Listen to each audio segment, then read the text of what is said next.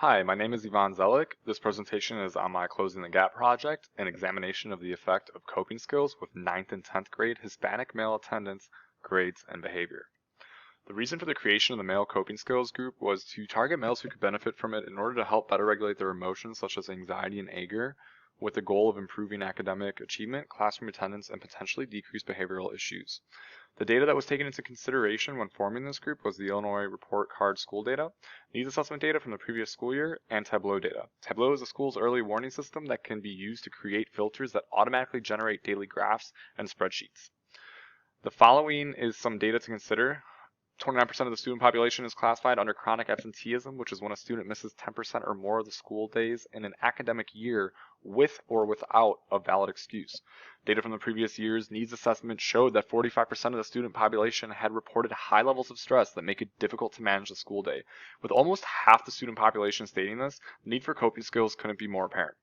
The final data source that was considered and utilized in helping build up a rationale behind this group was Tableau data. 31 of the 59 students were flagged in Tableau as in the red. This filter was set to show who had below 90% attendance, 4 or more failing courses, and who were receiving less than 0.42 credits per course taken. Students either received 0.5 credit per course besides PE, Communication Arts, or Consumer Ed, which give 0.25 credits for those courses. Lastly, 36 or 61% of the population pulled in this filter search was identified as Hispanic. The group that was created was composed of 2 9th graders and 6 10th graders. Students were either referred by a teacher, counselor, or social worker, and lastly, a couple of them were self-referred.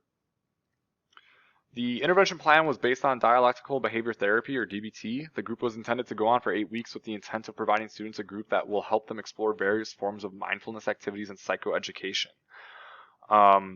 The goal was to provide them with a better means of regulating their emotions in the school day, whether that be to help with anxiety in regards to avoidance or not homework completion, or anger and outbursts. The sessions would typically have students start with a journaling activity. This activity had the student write down something that was bringing them some emotional distress, and then put into an envelope with their initials and subsequently handed to the counselor. The counselor would say they could hold on to the student's worry till the end of the period. A mindfulness activity would then typically be engaged in, followed by a fear plan activity, and lastly, the student would be given a handout while going over a refresher for homework. The handouts typically were meant as a refresher and reference tool for the students to look at over the course of the next week before the next group session. At the end of the group session, the student could choose to take the envelope which they had written down their worry at the start of the session, or they could choose to give it to the counselor to shred, or they could choose to shred it with the counselor and the other left behind notes. A couple results that were important or key to talk about, and real quick, an important thing to note by these graphs is that they do differ in response numbers. So we only had 7 out of 8 responses to our pretest and 5 out of 8 on our post-test. This post-test data was exceptionally difficult to obtain during the COVID-19 shelter in place, as communication dwindled significantly once we were pushed to e-learning. Our first graph shows how student populations felt in regards to overwhelming emotions before and after our couple sessions we had together. Our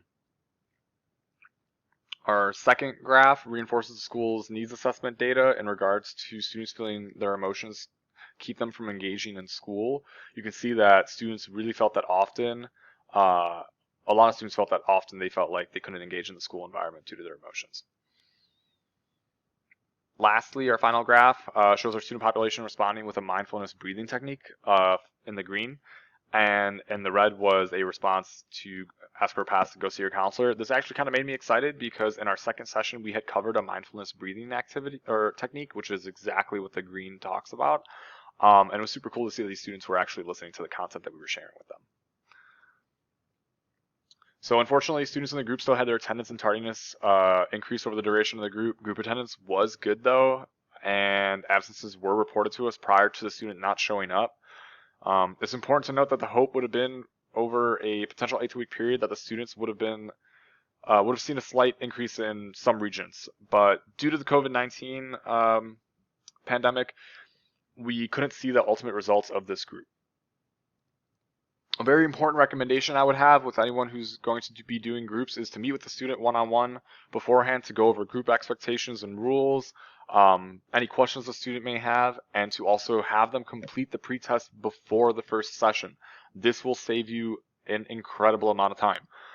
Additionally, a one-on-one check-in with students during week 3 or 4 may be beneficial. Lastly are a couple slides that refer to resources that I use to inform the creation of this group. And thank you all for listening to my Closing the Gap presentation. And as always, school counselors can change the world.